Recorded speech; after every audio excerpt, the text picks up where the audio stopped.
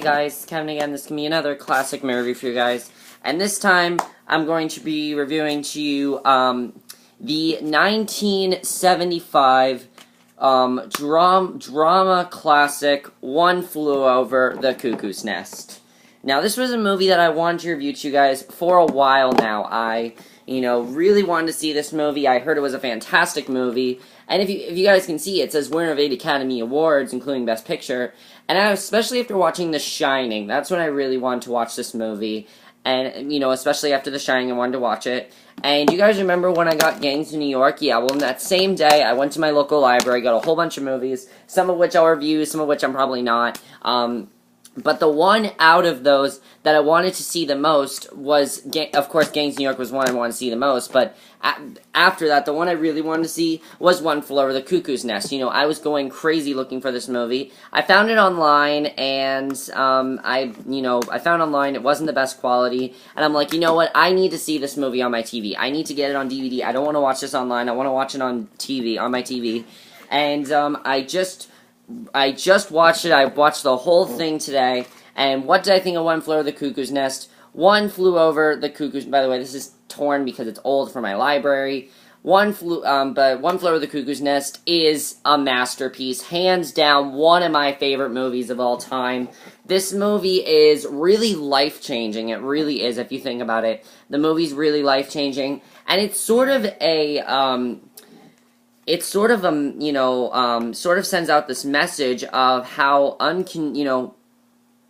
how some people, how controlling society is. That's kind of what it's about. It's kind of about how controlling society is. Now let's talk about what this movie's about. This movie's about this guy named Mac McMurphy, played by Jack Nicholson, and he is a criminal who he was in a short sentence in prison, and he wants to make everybody think he's crazy to go to this mental institution, even though all the doctors are saying, oh, we know you're not crazy, you're not crazy. He wants to make everybody think he is crazy so he can stay in this mental institution. Well, while he's there, he kind of realizes that the mental institution is ran by this very uptight, very, bitchy nurse, Nurse Ratched. I'm gonna say she's bitchy. Nurse Ratched. And she kind of, if things don't go her way, she gets pissed about it. And he doesn't like the way she's running society, and he kind of wants to change things. And he starts to question the way she runs things, and he wants to try to fix, the things that she runs and make the mental institution a more comfortable environment for them. And, that's pretty much what One Flew Over the Cuckoo's Nest is about. If I say anything else about the movie, I'm gonna go into spoiler territory. But let's just get into this movie. The first thing to talk about is the acting, and that is one of the reasons this movie is a classic, is because of the acting. The acting is phenomenal. Jack Nicholson as Mac McMurphy, this is by far his best performance. I mean, this guy's supposed to be a criminal who was accused of statutory rape of this girl. And, he's going into this mental institution. You shouldn't feel sorry for him, but you feel like you really care for his character, and that's because the impact he has on the mental institution. He really shows them very important life lessons, things like, he shows them things like, there's this really great scene where he really wants to watch, he wants all of them to watch the World Series, and he keeps convincing the nurse, can we watch the World Series? And, she says no and everything. And he decides to act out with them the World Series. There's another great scene where he teaches them how to play ball. There's another great scene where he teaches them, a lot of things. He's basically a great teacher to them. And Jack Nicholson just did a great job in this movie. The emotion he puts into this performance. And really, the real, he's really a hero in this movie. Even though he's crazy, he's not crazy. You don't want to root for him. He is a hero because of, the fact that, he gives such an impact to this mental institution. That's how much of a hero he is, and I thought he did a great job because of that. And all his scenes were just so good, and he's just fantastic in the movie, and really, he was just great. This movie kind of he did do a couple movies before this, but this is really the movie that set his career to take off, and he really did a great job with this movie. Louise Fletcher as Nurse Ratched, she is probably one of the most cold-hearted, movie villains I've ever watched. She is so cold-hearted. She does not give a shit about any of them. Basically, as I said, if things don't go her way, she does not like it when things don't go her way. She's the type of person that's, like, really uptight. She does not want them to get better. She sometimes doesn't even give them medication. If what she sees, she does what she sees fit, and that is it. She does not listen to him. She does not want to negotiate with him. And basically, things go her way or no way at all. That's how her character was, and she did a very good job. You hated her character. You hated her. And I hated her. I'm like, man, this girl is a bitch. I mean, I fucking hated her. I wanted her to die in the movie. And she just did a great job, at portraying the nurse. She did a really great job in the movie, and I thought she was definitely very, very good. And I really enjoyed her acting, definitely. And she actually, won for Best Actress, I believe.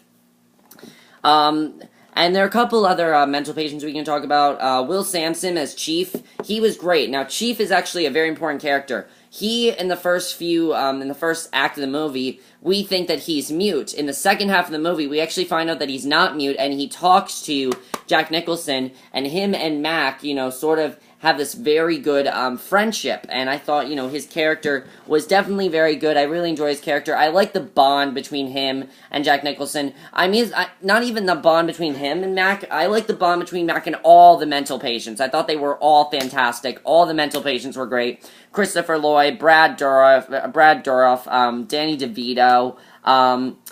Probably the highlight, though, for me was Sidney Lassick as Charlie Cheswick. Holy shit, you will never think of cigarettes the same way again, because this guy is really crazy. He was probably the craziest mental patient in the movie, and I thought he did a really good job. However, his one scene where he's just like, I want something done, I want something done, that scene, I thought that was just an amazing scene, and that scene was just like, holy shit, this guy is crazy. I still thought he did an amazing job, though. By the way, guys, this is actually the second mental institution movie I'm reviewing to you guys this year. The first one I reviewed was Girl Interrupted. Well, fuck that movie, because this movie is so much better than that. I'm not saying Girl Interrupted was bad, but this movie is so much better than that, really it is. It is a classic, and it remains to be. Now, part of the reason this movie is so good is the directing, directed by Milos Forman. He really set a realistic environment to this movie. He didn't send this fantasy environment to this movie. He didn't make it seem like this is some fantasy world. He made it seem like these are actual mental patients. This is where they are. They're in a mental institution. This is where they are. This is where they're going to be. And this is how a mental institution is. It really shows the horror of a mental institution. Somewhere that no one would ever want to be. And he directed the movie so well because of that. And that's why he won, Best Director as well. The cinematography was amazing. I thought the cinematography was great. The editing was really great as well. This movie is 138 minutes, and it definitely is very, very good, and it flies by really quickly. And I thought they did a really good job with showing that in this movie. Now, the other big thing with this movie is, as I said, it did win a lot of awards. This is actually the only other movie to win all 8 of the major awards in the Academy Awards. And when I say it won all the major awards, it did. It won Best Picture, Best Director, Best Actor, Best Actress, writing adapted screenplay, Best Supporting Actor, the only thing it didn't win was Best Supporting Actor, Best Cinematography, Best Film Editing, and Best Original Score. But it won pretty much everything it was nominated for, and that is fantastic, and it makes sense as to why it won so much, because it is such a classic, and it is so good. Now, let's just get you on the spoilers for this movie. If you guys have not seen One Flew Over the Cuckoo's Nest, I am going to say a couple spoilers, and if you guys have not seen it, definitely do not watch the rest of this review. Alright. So the biggest thing we have to talk about definitely is when Mac wanted to escape. That's when the movie got crazy. He threw that huge Christmas party, and I thought that, by the way, the girl who played Candy, she was definitely very good as well. She was hot. She was definitely hot. He threw that huge Christmas party, and then basically the nurse came back, and she was like in horror because sex is a horrible thing to her. That's the other thing I have to say. She hates sex. She hates the idea of sex. She thinks sex is like a sin, basically. when Billy was, like, stuttering, I didn't know what was gonna happen with him. I thought the nurse was gonna kill him right then and there. She looked like she was about to kill somebody. And when he killed himself, I was like, you bitch. That's what I was like to the nurse. I was just like, you bitch, this is what you get for doing that. And when Mac choked her, I was really happy that he did that, because Mac choking her is basically ending her whole reign as the, leader, as the person that runs the mental institution, because she can't talk very well. Now she talks like this after she was choked. That's how she talks now, and honestly, she deserves it, because she was choked so, she was, such a bitch to the society, and she didn't let them do what they wanted her to do, and, she didn't let them do anything fun, and didn't want them to have fun, and it was kind of, her fault that it happened. She did it to herself, basically. And then when Mac, of course, we didn't know where he went. We thought he escaped. He comes back to see Cheech. And this is a classic scene, by the way. Classic scene. I'm sure everybody knows this, but, it's a classic scene. He comes back, he sees Cheech, and Cheech thinks that he's there, because he wants, Cheech and him were planning to escape together. And he thought he came back, so Cheech can escape with him. However, it turns out, of course, not Cheech. His name is Chief. He comes back to see Chief. And of course, we find out that he was actually in, lobotomy, I believe it's pronounced. He has lobotomy scars. And, Chief does not want him to live like this for the rest of his life, so he chokes him with a pillow. And then basically he completes his, what Mac wanted to do.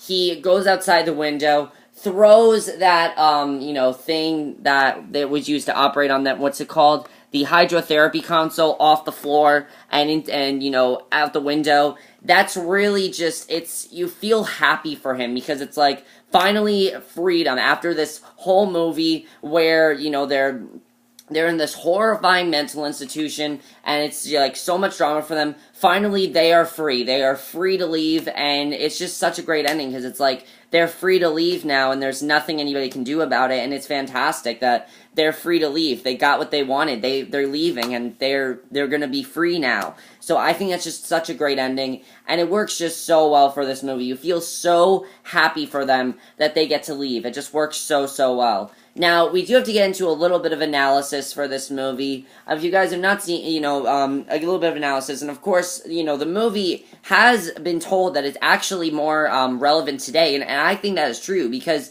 society, if you think about it, has a huge impact on us. There are things we can and can't do in the world. For example, gun control rules. There are so many things you could think of that society has impacted on us. Things like that. And, this movie kind of shows how much of an impact society has on us by showing the nurse. The nurse represents society. And, Mac represents the person that wants to change it. And it kind of shows that if you want to change something, do it. Don't let anybody tell you you can't change something, because you can. That's kind of what the movie's trying to say, is that you can change something if you want to, and don't let anybody tell you whether or not you can't change it, because you can. And I think that is absolutely fantastic that this movie says you can go out and change it, because it's just a fantastic message, in my opinion. I think that is absolutely fantastic. And that is why One Flew Over the Cuckoo's Nest remains a classic today. And it's a movie that I feel all of you need to watch, especially if,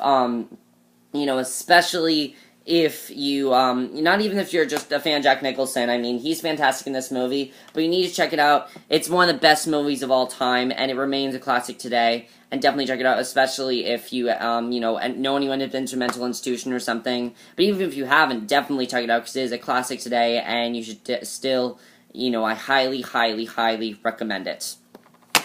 Alright, so that's it for my review of One Flew Over the Cuckoo's Nest. I hope you guys enjoyed it, and I'll see you guys in my next video, which will either be for my review of Big Brother 16, or for my review of for another classic movie review. So I'll see you guys for that. Okay, bye.